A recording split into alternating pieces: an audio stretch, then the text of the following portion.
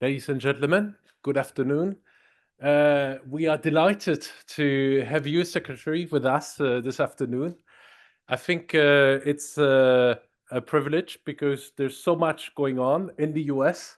Here in Europe, our energy systems are being reshuffled. But before we talk about energy, we have to talk about the US and France because we are celebrating this year the 250th anniversary of course, the United States independence. But I think France has contributed quite a lot to that. So it's also about US-France friendship. Yes. So I think that deserves a nice applause.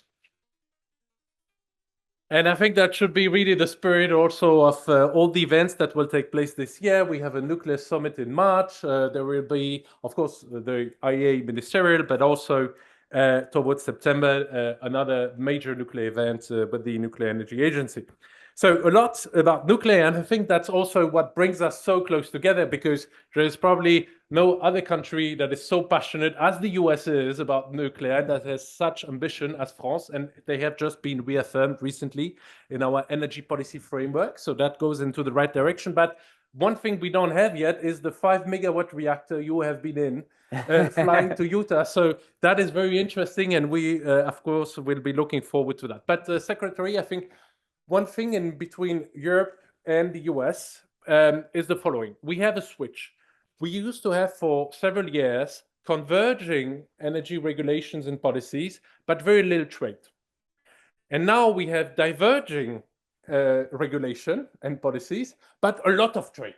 And it's growing by the day. And I think, frankly, at the end of this year, we will beat the record of 2025 in terms of LNG exports from the US to Europe. Because if I look at the storage levels this year here in Europe after the winter, they will be so low that we will need to import much more US LNG.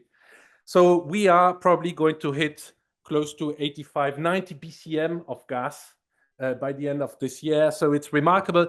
That would mean that basically US could supply up to 70% of Europe's LNG. And we are interdependent because obviously you don't have anywhere else to send that LNG. And we need this LNG equally because we have no other options around, or they are very complicated. So a lot is happening, but we have so many common challenges. The grid build out. We have to ramp up manufacturing of power electronics. We have to find the people to operate all these new infrastructure, to do all these investments. We have to bring more women into the energy sector because otherwise it won't work. I think we have to mobilize the insurance companies to insure all these new infrastructure, the data centers, the new nuclear power plants, etc., etc. So basically, that also brings us together. How do we address all these common challenges together? So a lot to discuss, Secretary. Very, very happy that you joined us this afternoon. I invite you to take the floor. You have some remarks to deliver us, and then we'll have a conversation and take a lot of questions from the floor. Yes, thank you. Thank you. Thank you. Thanks so much. Please. So fantastic to be here. And yes, as my friend and colleague, Secretary Rubio said, we are children of Europe. The United States relationship with the nations of Europe is our longest and most important relationships. In fact, my wife is sitting in the stage right up here. We had lunch with one of our cousins today who's French. Her family is from Switzerland and France. My family, my descendants a ways back are from England, but that's what Americans are. The Industrial Revolution, the Renaissance, the Enlightenment, the age of scientific discovery, all of that started here in Europe. I'm a lover of scientific advancement and progress. And, my youth was reading about European scientists, European philosophers, European political organization, and the leading ultimately to the modern world. So yeah, I come in that very positive thing. But we diverged. We diverged in 2010 on energy. If you look back in the year 2010, energy prices were a little bit higher in Europe than in the United States, but not a lot, actually. Even at diesel, gasoline, electricity, just a little bit of divergence. In 2010, the United States was 25% of global consumption. And the European Union, the nations that then can encompass the European Union, were 25% of global consumption. Little larger population, little bit lower per capita income. Today, The United States is 28% of global consumption, and that same nations are about 17% of global consumption. We've had very little to no economic growth in dollar terms in the EU in the last 17 years. Man, I lament that. Like these are awesome countries, awesome businesses, awesome humans, awesome educational systems. But by making energy more expensive and unreliable, it's led to a deindustrialization, a lack of investment, and a harder to make ends meet. President Trump brought to Washington and to the United States for energy policy, he brought back common sense and humanism. You get energy wrong, almost nothing else matters. President Trump's an East Coast real estate developer. He's not an energy guy, but he instinctually gets energy. That the answer for America, and he believes for the world, all nations of the world, it's not just an answer for America, is more energy, massively more energy of all kinds that are affordable, reliable, and abundant. Well, my whole life, the goal was America's got to be energy independent. We've got to produce more energy than we consume, which we last did in the mid-1950s, long before I was born. That was our goal. And when I first met President Trump, talked energy, I was like, and we've achieved it. He's like, well, that's the wrong goal. It's not energy independence. It should be energy dominance. We should produce so much energy that we can reshore all the industries we pushed overseas to Asia, as European nations did, even to a larger extent. We should be able to reshore those. We should be able to win the race in AI. And we should have so much energy that we can export it abroad to all our allies and friends abroad that today depend on hostile or unreliable powers. That was his vision of energy. Lots of energy, drive down prices, increase wages, increase opportunity. But in short, energy is life. The absence of energy is death, is despair, is poverty, is reduced opportunity set. To me, energy should be about two things. It's about humans and it's about math. Humans, because the only reason we consume energy is to make human lives better, and math. Are we investing in an energy source that will make energy lower cost, more affordable, more reliable, and expand opportunities? Or does the math make energy more scarce and more expensive and reduce the quality of human life? Humans and math.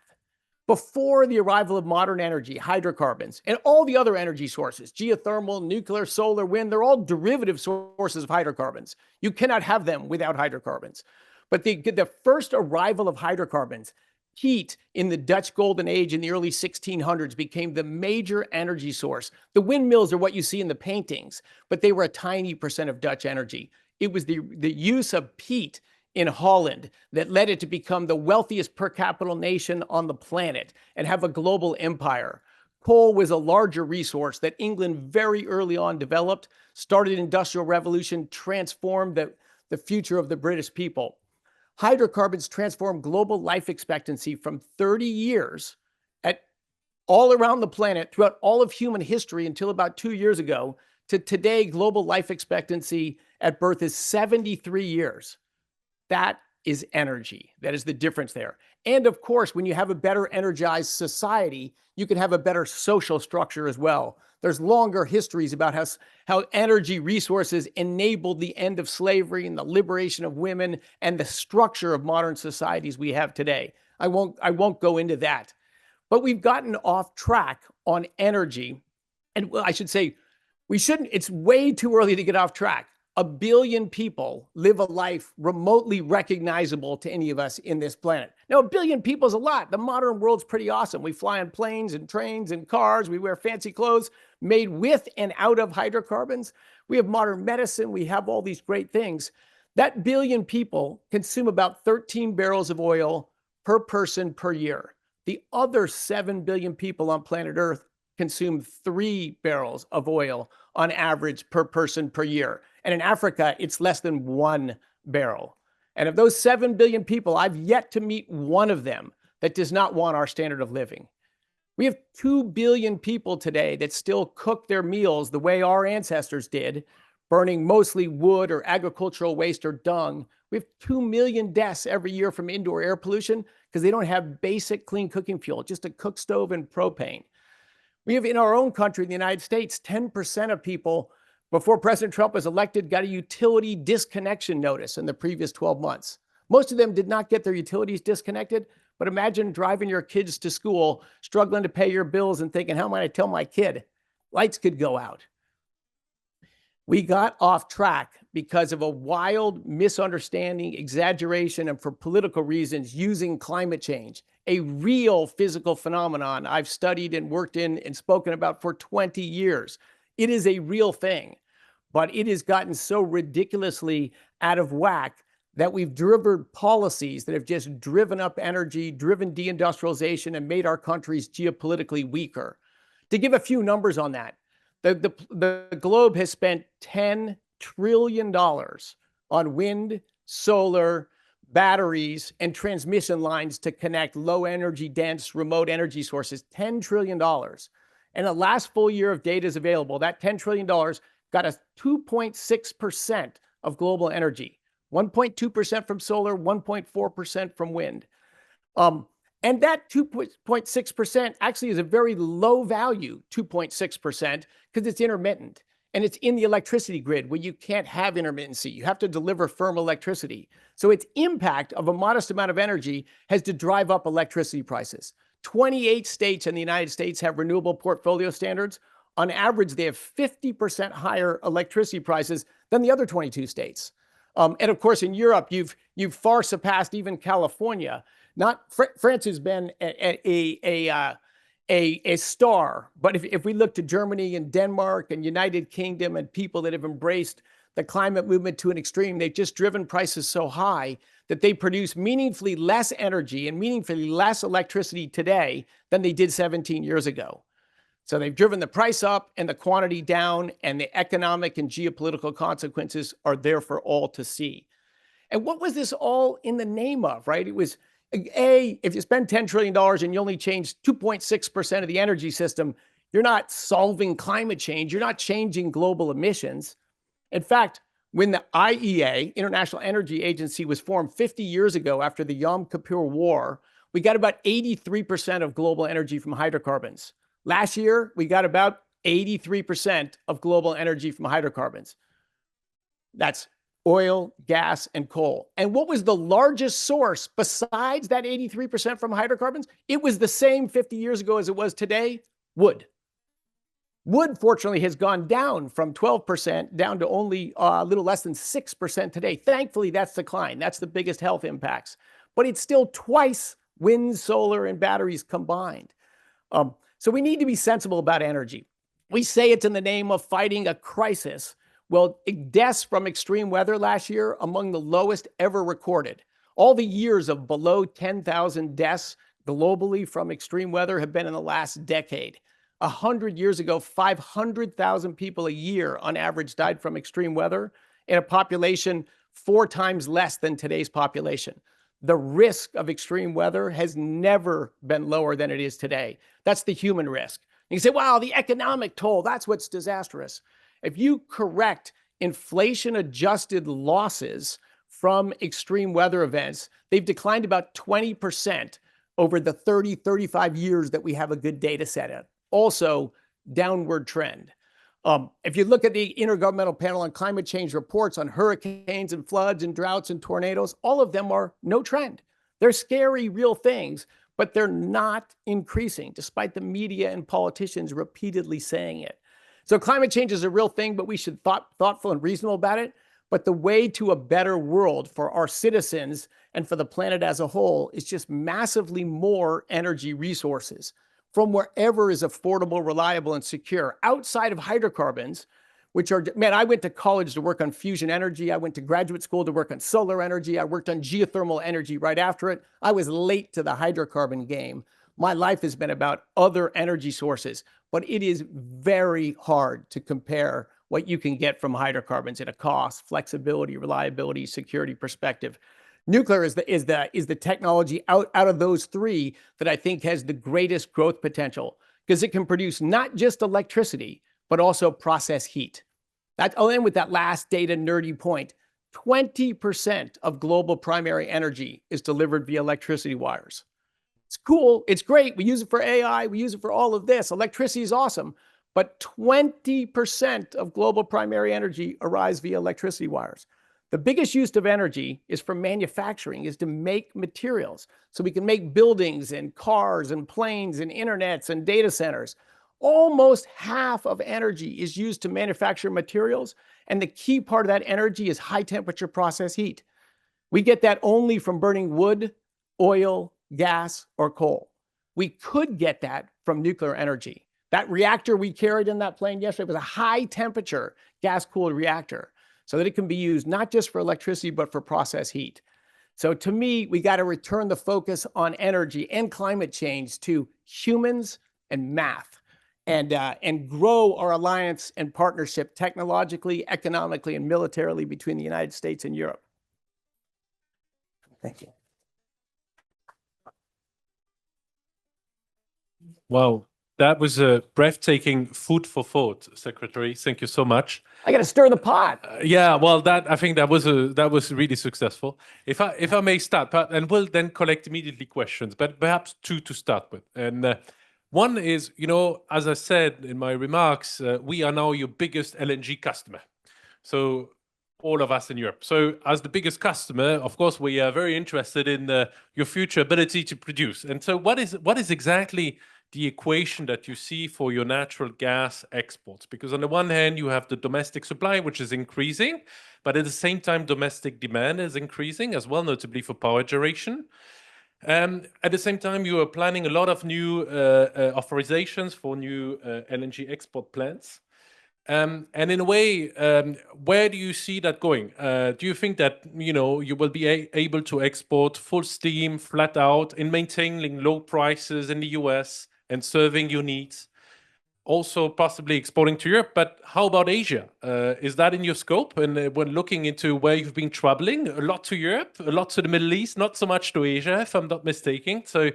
So would you consider also a strategy perhaps to try to push out some coal in Asia to place more US LNG because that's performing and it's safe and it comes from you? And the second question on the grid aspect, because frankly, both in Europe and the US, we have terribly underinvested into grids. I mean, that is for sure, as we say here. And now the issue is, how are we going to really live up? Because demand is increasing so fast, but grid development is very challenging. So what's your magic recipe for that, if you have one? Or is it more decentralized power generation using, for example, those small microreactor that you've been just installing? So the last question's complicated. I love it, but I'll come back to it. But regarding natural gas, because I do get asked that question a lot in Asia and in Europe and here, is the US going to have enough natural gas? And this is one of the beauties of the shale revolution, is almost all the oil and gas that was ever created in the world is stuck in these rocks called shales. They're very impermeable. That's where it all is. A little bit of it is seeped out and floated up into porous reservoirs in the Middle East and the US where we drill it and produce it out of. But the vast majority of it's still in the source rocks. So the shale revolution was we figured out how to get natural gas straight out of the source rocks. And the size of the resources are absolutely enormous. Like only a tiny percent of the shales in the United States are even drilling and developing. Because we found the few best ones, or what we think are the best ones. We may find some other ones better later, and we're producing from those. But if you go back just 20 years ago, the United States was the largest importer of natural gas in the world. And we were running 1,200 rigs drilling for natural gas. 1,200 rigs, we were the largest importer. Today, we're by far and away the world's largest exporter, and we're running 120 rigs for natural gas. A 90% decline in the number of rigs we have drilling to produce natural gas. We've more than doubled our production and become the world's largest exporter. So they say, well, yeah, we're a very big exporter of natural gas right now. And if we wanted to double United States' exports to Europe, double our exports to Asia, double all of our United States natural gas exports, we'd need to add about 15 or 20 drilling rigs. Well, we got 900 that are burnt. So would it be hard to add to grow production there? No. The only limit on natural gas is the ability to move it. Natural gas is much cheaper than oil. It burns cleaner than oil. And when I say clean, I mean pollutants, burns cleaner, and it has lower greenhouse gas emissions, a separate issue, but it wins on all those categories, and it's massively cheaper. but you need infrastructure, pipelines, liquefaction, and the ability to move it around the world. But when I looked at energy from that 2010 period to today, by far the fastest growing energy source in the world in absolute terms is natural gas. Coal and oil are second and third, but natural gas is the fastest growing energy source. You go back 50 years ago, as he said, we got 83% of our energy from hydrocarbons. Today we get 83% of our energy from hydrocarbons. But over that 50 years, oil's grown a little over 1% compound annual growth rate. It's the most flexible, but the most expensive. Coal's grown 2% compound annual growth rate. It's much cheaper, but still easy to transport, but not as flexible. Natural gas has grown 3% compound annual growth rate. And the future probably will grow much faster if we can build the infrastructure to move it. So yeah, can we continue to supply Europe at very low prices? Absolutely, for as far as the eye can see. So that's good news. And the grids. The grids. So I talk about the shale revolution. The US in the last 20 years, we've tripled our oil production, more than doubled our natural gas production, but we barely produce more electricity today than we did 20 years ago. It's embarrassing. And China, as you've all seen, has just skyrocketed their growth of electricity production, and they've barely grown their oil production and barely grown their natural gas production. But in their case, maybe it's technology and resource base. In our case, it's just a regulatory regime that we made it expensive and cumbersome and messed up markets to build and sell electricity generation. Part of it for crazy climate policies, part of it just for the structure of electricity markets. Let me give one example for that. People tell me with AI coming on, and in the United States, we ended the subsidies, or ended is even too strong of a word. We're phasing out the 34-year-old subsidies for natural gas and solar energy, and we're just going to end the start of them. They'll roll out in a year or so, and then we'll still pay them for 10 years after when something comes on. But so the Democrats say to me, well, why we need all the electrons on the grid, all the electrons on the grid. That's not how electricity works. It just matters if you can supply electricity at peak demand time. In the middle of the day, we have hundreds of gigawatts of spare capacity. When the wind comes up and the wind turbines blow, it just means that natural gas or some other power plant turns down to accommodate that wind. You know what it saves us when we don't generate that electricity from natural gas? 2 cents. We don't burn 2 cents worth of natural gas, and we send a 4-cent subsidy check to the producer of the wind power, who also gets paid by the utility, who also has all the transmission lines into the rate base. So we made it so it didn't make sense to build new electricity generating stuff unless you were on the government subsidy take. And we paid the same amount for electricity that you don't know if it's going to be there, might be there, might not be there. We just had a very cold spell in the United States. In fact, we had the largest ever draw, 1 week draw out of natural gas ever in United States history. And that's significant because natural gas is the #1 heating fuel in the United States, and it's by far our largest source of electricity. So we had a widespread, large cold front. We drew a huge amount of natural gas to keep the lights on and people's houses warm in New England at the very peak demand time, because that's the time that matters. If you're 10% below the peak, still got spare capacity. And you could put a data center on if that was the peak, but you have to be there at the very peak demand time. At the very peak demand time in New England, wind, solar, and batteries were 2% of New England electricity. Burning trash and wood was 3%. You know, a lot of days it's windy, but when you get a high pressure cold front sitting there in the wintertime, which is increasingly when we have peak demand times, there's no solar and there's very little wind. So you have to have all the other generation capacity. The United States grid runs on nuclear, coal, and gas, and some hydro, but we're not developing any new hydro. But essentially, we are gas, coal, and nuclear. It's gas, nuclear, and coal in that order in total electricity generated in the United States. But at peak demand during all the storms, it was gas, then coal, then nuclear, because coal could ramp up a lot when we needed a lot of electricity. Nuclear was reliable, steady Eddie, very flat during that. Wind power in those 4 cold days, so not just the peak moment, but so we had windy periods throughout all that. There was low pressure systems moving around. So we got a fair amount of wind power, but 40% less than we got at the same week last year. So if you get to peak demand time and your output consistently goes down, that's not very valuable. Yes, and then you need obviously storage, battery, or demand side flexibility that can also come into play. And yeah, that we have might help. 3 or 4 minutes of battery storage in the United States. Take all the batteries in the United States, including in all the electric cars, we can store our electric grid output for 3 or 4 minutes. Yes. So the storm was several days. So, but battery costs are down, so you can put even more. But definitely, there is a role for batteries to move electricity and shave that very highest of peaks, but they're orders of magnitude away from being meaningful energy storage for the ebbs and flows of demands. But so did we also find out in Europe that in deep winter times, well, solar panels are covered by snow and you have less wind, obviously. So the flexibility issue is the same, and so hence we are going to build a few gas peaker plants, notably in Germany. And I think that makes a lot of sense in these circumstances. Can I ask the room for questions? I'm sure you have many. Just raise your hand, or in the back and here in the front. So we'll start in the front and then we'll move in the back. So 2 here and then 2 there. Yes. Secretary Wright, it's an honor to welcome you in Paris, and thank you so much for selecting Orano, for supporting the US objectives to restore its domestic enrichment capacity and to stop its reliance on Russia for the import of enriched uranium. Also, thank you for that partnership. Yeah, thanks so much, Secretary Wright. Also, I would like to applaud you and your team for launching this IFRI for the nuclear life cycle innovation campuses. As you know, also Orano, we've been the Western world leader in reprocessing and recycling. We've done it for 60 years. And we are currently in discussions with several states in the Midwest, on the East Coast, to help them answer this RFI. So I would like to know your vision regarding reprocessing.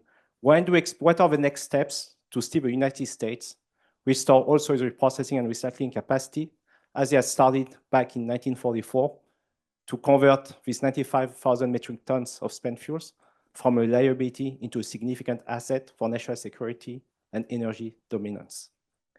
So fantastic. So I should say as well, Orano is a French company and a fantastic company. The whole suite of nuclear technologies. We have let too much of our nuclear industry atrophy in the United States, and we're trying to stand it back up. And we have many efforts in that front. And Orano is a key partner in doing just that. We banned reprocessing foolishly way back in the 1970s. All the first run fuel rods are in, and we don't have permanent repositories, so they're in swimming pools or in dry cask storage. We want to have a nuclear renaissance. We got to get serious about this stuff. So we will start reprocessing, likely in partnership with Orano. We're going to reestablish uranium enrichment in the United States, some with American companies, some with our partners from France. And our idea, so in the United States, we've tried to find a permanent repository of waste, and they've had, I think, the wrong approach. They picked a place in Nevada and told everyone it will be here. Well, if you tell someone you're going to post something on them, my answer is, no, you're not. No, you're not. And that's what everyone said. No, you're not. And so we said, we're going to do it differently. Who wants to host a nuclear innovation campus that'll have reprocessing and fuel fabrication and enrichment and nuclear reactors? And of course, after you reprocess the remaining amounts of long-term waste that needs to be disposed, you dispose right there. Oh my God, every governor's my best friend now, beating down our door and wants to compete for this. So I think we will, through just opt-in market mechanisms, we're going to develop multiple long-term repositories for nuclear waste because we want to see nuclear grow. We see it as a great long-term energy source. Since our industry's atrophied in the short run, it's going to move slower than we like and be more expensive than we like. But if we can get volume up and innovation up and time down, we believe the costs will drive down a lot. So we are big believers in a renaissance coming in nuclear energy in the United States and around the world. And we appreciate your partnership in that. Yeah, I think that's a great success story. And by the way, we have a great underground waste disposal site in France, which you should visit because it's really state of the art. And it is a facility where all the data is freely available. So you could also learn a lot from that in the US. I was planning to visit that and the reprocessing on this trip, but calendar didn't let me do it. But they are high on my list to visit. Wow. Yeah, the French have been leaders in this area. You know, hats off to France. Excellent. A question here? Thank you. Thank you very much, Mr. Secretary, for your remark. It's great to see you again. We met in Washington at the NPC in December. We're very honored to be members of the NPC through our chairman, Andrew Gould. Yes.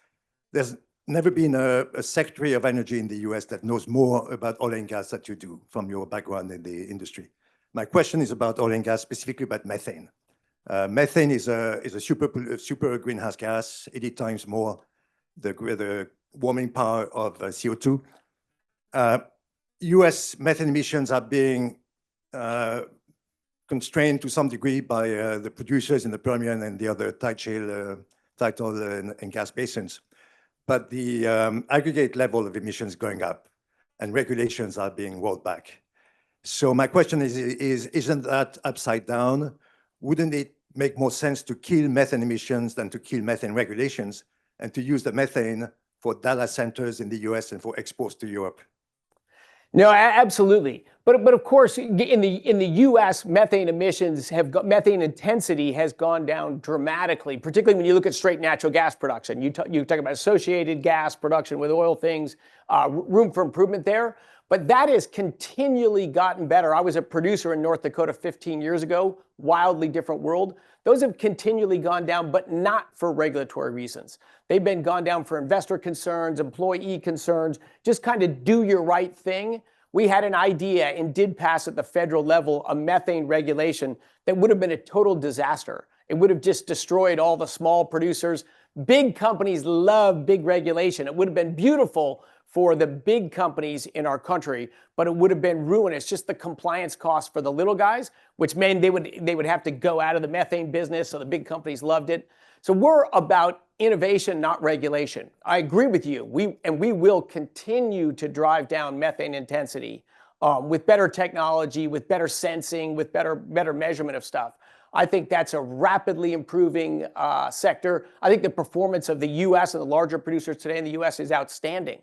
But they're not like, oh, we're done. They're like, well, what's the next level? So it is driven by innovation, by shareholders, by employees, by neighbors. It's driven by social forces, not by regulation in the United States.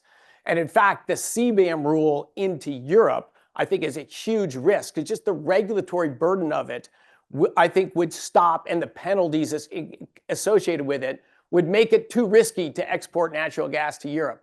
That's a loss for the U.S., but I think an even bigger loss for Europe. We got to get sensible about that. But I agree with your desire to drive down methane emissions. Maybe just different mechanisms do it, but I very much agree with your point. So that's also very good news because we need to find an arrangement between the European Commission and the United States and actually all the producers on this issue because it's important, but we have to make it operational and at hand for the companies, right? Yes. There were questions in the back, please. Good morning, good afternoon, Mr. Secretary. You were last year in Greenland with Vice President Vance.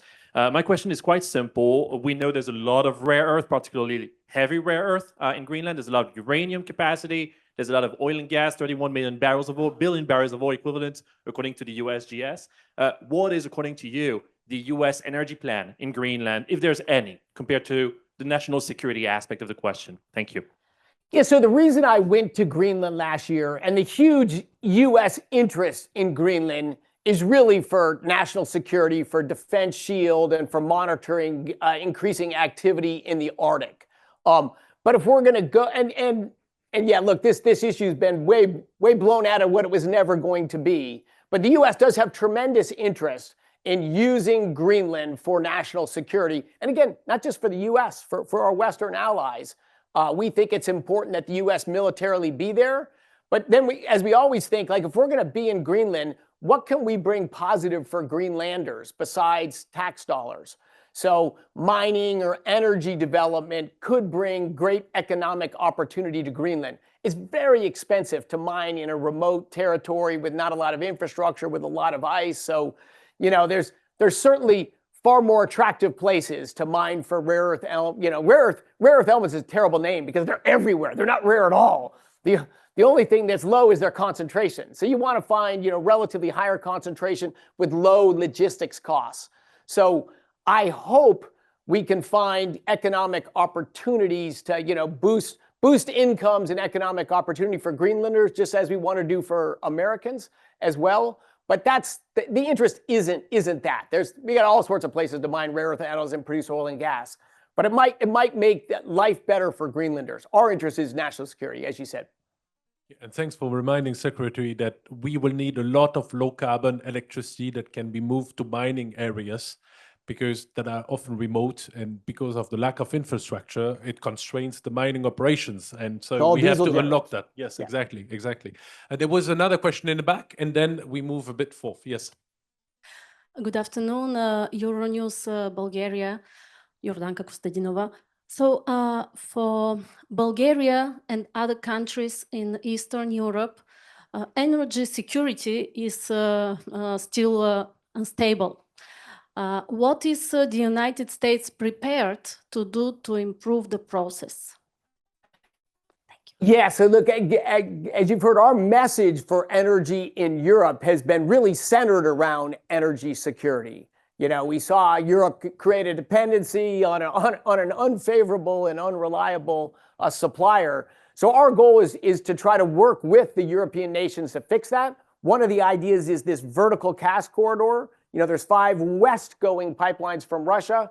We can import US LNG in the north, in Lithuania, and in Poland, and in the south, in Croatia, in Greece. And then we want to fill out the pipeline network to supply Central Europe with lower cost and reliable natural gas. I'm also keen in a number of the countries in Romania, in Ukraine, in Bulgaria. There are local energy resources that we're also very happy to partner with companies to develop resources there. We're in dialogue certainly with Bulgaria on nuclear power as well. So we are all in on energy, and we want to partner with our friends all across Europe on some individual specific deals, but ultimately on building the infrastructure so we can move energy more cheaply. Like, I would love nothing more than to see the price of electricity in Western Europe come down. I would love to see Germany and the United Kingdom and Belgium reindustrialize. These were awesome, proud industrial nations, because it makes the economy stronger, it makes the defense industry stronger, it makes stronger partners with us in the US. We want the wealthy, free nations to be the strongest, most powerful nations on earth. So we're not going to be subject from tyranny. Question in the middle here. Okay, then we can start there, and then here we move to the middle. Yes, sorry. Thank you for your time and for the very clear explanation you gave about the US policy. I'm Guillaume Emery, working in the energy industry in France. I have a question about the US grid. In the past, we heard about 5,000 kilometers of 525 kV HVDC links to synchronize the 3 electrical networks you do have in the US. Do you still have plans for the grid of such magnitude, or is this project over? No, so we have multiple grid expansion projects connecting across grids. So I'm not sure the specific project, but definitely building grid infrastructure is on our list. And it's so slow to build transmission lines. One of my also goals, the Trump administration goal, was to make it easier to build things in America. It's so easy to stop something. It's so hard to build something. So we've built precious little transmission lines in the last 20 or 30 years. We do have a few transmission lines projects we're trying hard to push forward. Even bigger is reconductoring existing lines. How can we get more capacity through right-of-ways that we already have? But yeah, we need to invest in that. There certainly has been an overinvestment in the United States in when we could build wind turbines out there, and we could build wind turbines over there, and we could put solar over there. And when you start to put remote generating sources everywhere, the cost of transmission is the fastest rising piece of the rising electricity bills in the United States. So we want transmission that makes sense, that debottlenecks. But, you know, a lot of the transmission, some that we built and that we're trying to build, is really just an additional subsidy to take it, you know, a low value energy source and make it monetizable. So we don't want to do that, but we do need to make our grid, you know, more robust and better connected. Mm-hmm. Sorry for the complicated answer. It's not a good answer. Hello, thank you for being with us. I'm an independent energy consultant. You mentioned the new ambitions of the US in nuclear. and you mostly, if I understood right, spoke of fission. I would like to have your view on fusion. What is the role of fusion in this new ambition and in the nuclear American portfolio?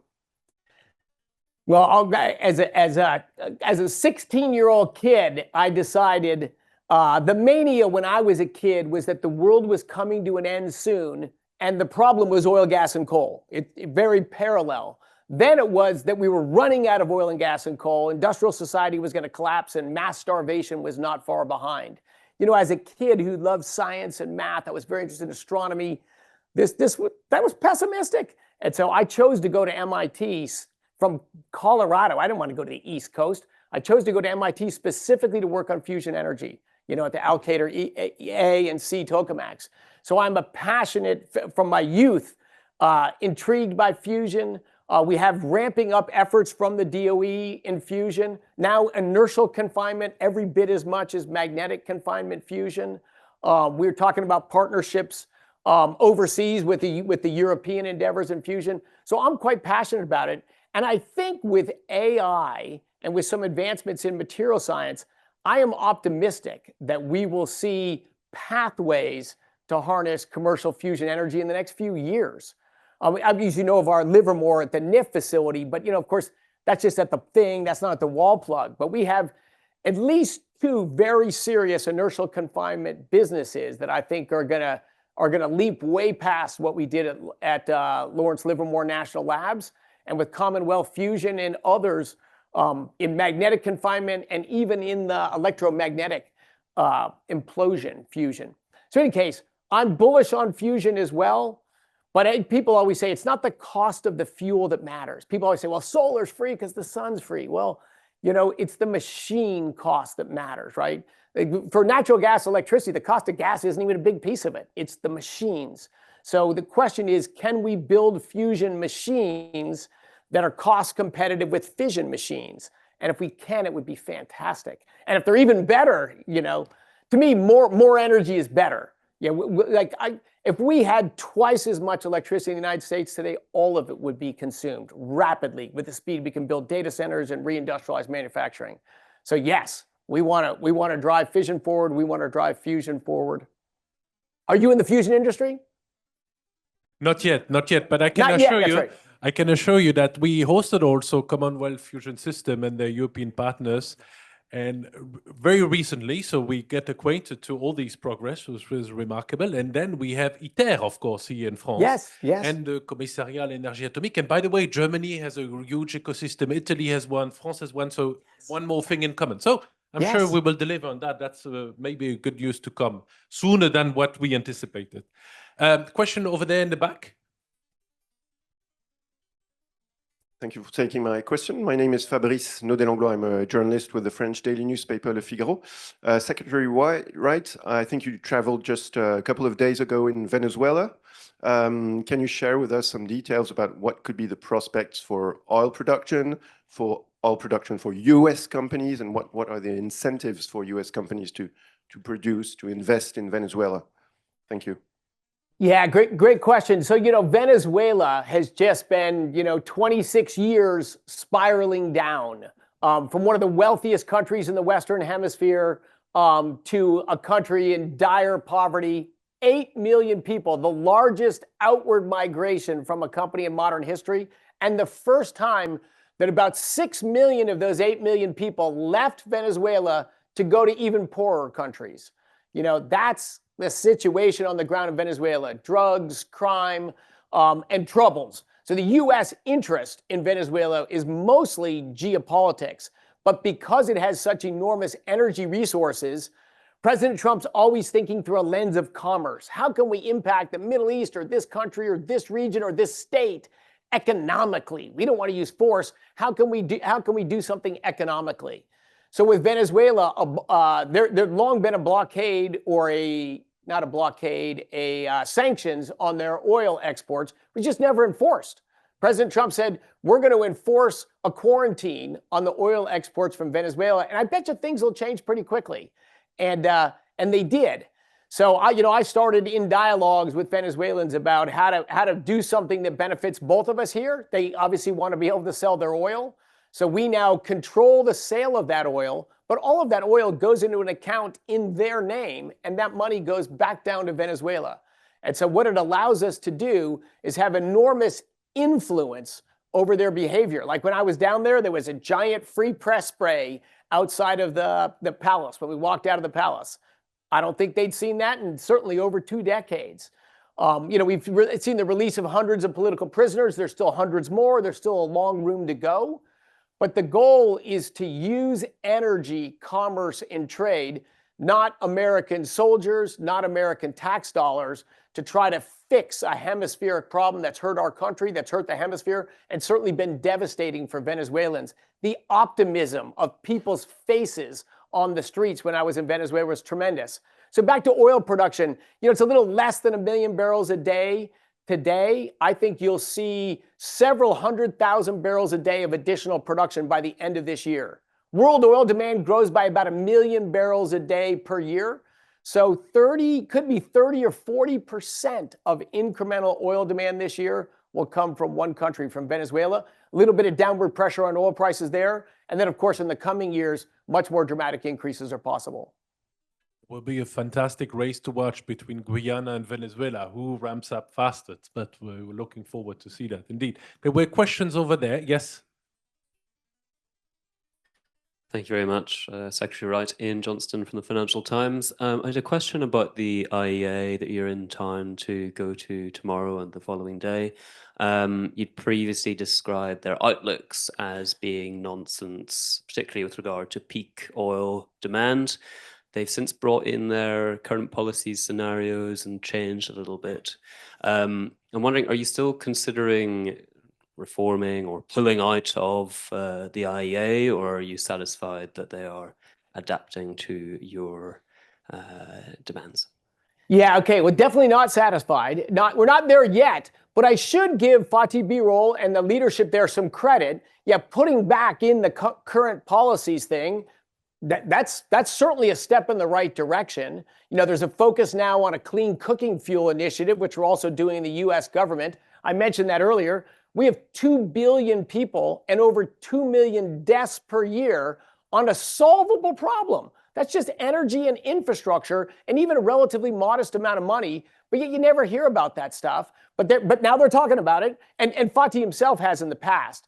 But yeah, we want to meaningfully move the IEA. There's only 3 organizations that collect careful energy data. As they said, energy is the infrastructure of the world. It's very important. I don't want 2 energy agencies. I love having 3.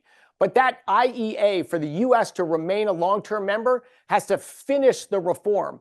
As you just said, so much of what they do is I call it the 53rd Climate Advocacy Organization. We got 1 million of those. We don't need a net zero scenario. That's ridiculous. That's never going to happen. Net zero 2050. Then all these other things. These are just politicians' dreams about greater control, and we can drive up the price of energy so high that the demand for energy will plummet. To me, that's inhuman, that's immoral, it's totally unrealistic, it's not going to happen. And if so much of a data reporting agencies is on these sort of left-wing big government fantasies, that just distorts their mission. So I think the world's got plenty of climate advocacy organizations, and if they want to be another one, cut that part off. It can be the International Climate Advocacy Organization, but take that out of a serious energy group and focus on energy security. It was founded after the Yom Kippur War to make sure the world had enough energy. And it does great quantitative work on energy, but it needs to focus on that mission and not, playing nice with European politicians or American, whoever it was that want them to become making up these fancy. Isn't that crazy? For 5 years, they didn't have if the world goes on kind of like it is today scenario. They didn't have that. It was only like what degree of climate craziness was going to happen in the future. That's not about projecting the future of energy. That's about projecting the future of politics and how much you can impoverish people without them throwing you out of office. So yes, we're not done, but if it goes back to what it was a fabulous international data recording agency. It was getting into critical minerals, was focused on big energy issues. We're all in on that.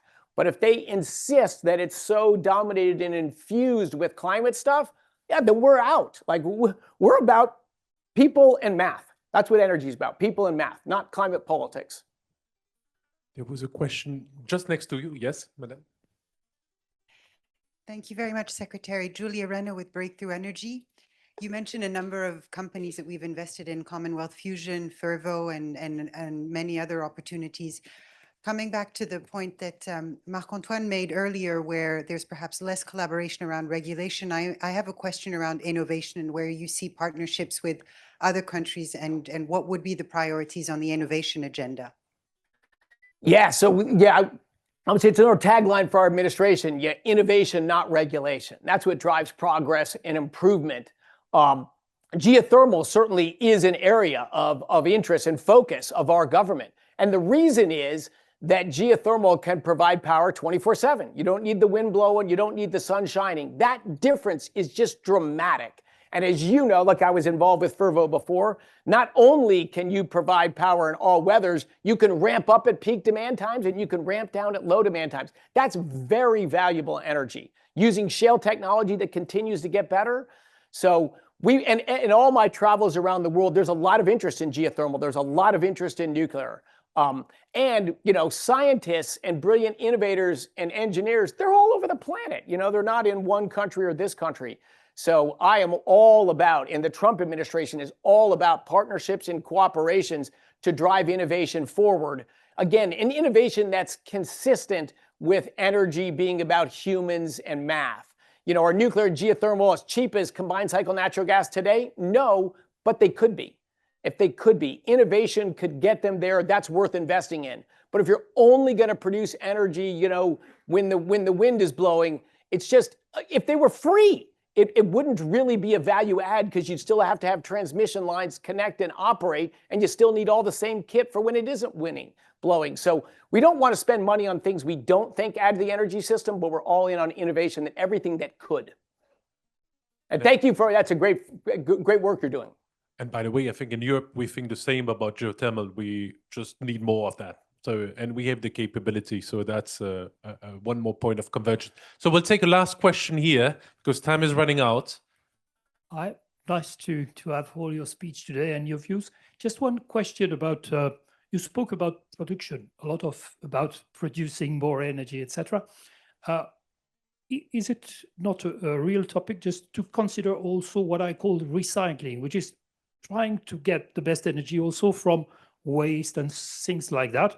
And I'm thinking obviously of the aircraft industry and all what could be done around the SAF, and also all the, let's say, the waste is there and you can reuse it. It's also an innovation topic that could be dealt between the United States and Europe. So what's your views about that?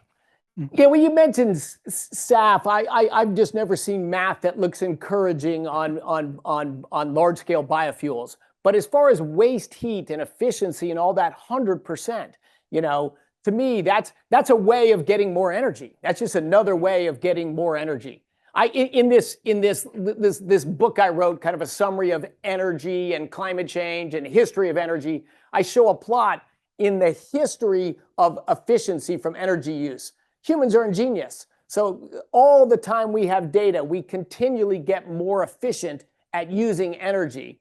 But people often think, well, for 10% more efficient, it means we'll consume 10% less energy. It never works that way, right? Because if you're 10% more efficient, it means you've lowered the relative cost of energy, which means there's even more uses for it. So efficiency sort of just makes energy even more valuable, and it helps drive the demand. But I totally agree with you. There are great technologies to capture waste heat, to be more efficient users of energy, to build better machines. You're right, I didn't talk about that, but I should have, or I should have mentioned it. I agree with you. Also, very important stuff. Secretary, it was a breathtaking hour with you, which has run so fast. It was fascinating to see that it must be great to work for you because you have no notes. So your staff must be really relieved, and I'd like to thank also your staff for making sure you come to join us for this conversation, and also all the colleagues that made it possible to welcome you, and of course all of you who came so numerous today. Secretary, we hope to see you back in France soon. We are grateful that the IEA is still there and that you are still part of it, because that makes you come. But we hope you will be able to also join on other aspects and to come back to IFRI. And we, on our turn, I think we'll all love to come for the final, for the soccer final to New York on the 19th of July. And I think it will be France-US, that's for sure. Now, who will win? Well, I have an idea, but let's see. Yeah. France has been outstanding in football recently. So yeah, incredible team. I should have said also, of course, incredible scientific and mathematical history. Oh my God, has France produced some just unbelievable scientific pioneers that have influenced everything I do and in my life. And you also mentioned my team members at DOE. They're not the lucky ones. I'm the lucky ones. When I got this job, I've been an entrepreneur my whole life. I've never been in government, you know, so this was way out of the box. You know, I get asked to serve your country. Yeah, of course. But how many people, and several of them sitting right there, that were mid-career, had kids, doing their lives, that said, hey, if you want me, I'm in. I can't believe how many people uprooted their lives, plummeted their income, and said, absolutely, I want to come help better energize the country and serve the mission. So I'm thankful and proud for the awesome partners I have. And also thankful and proud to be in this fantastic nation of France and the French people that have changed the world. And one could certainly our most important ally in our Revolutionary War and our very, very important ally in every major American endeavor. So thank you all. Thank you so much. Thank you, Secretary. Thank you.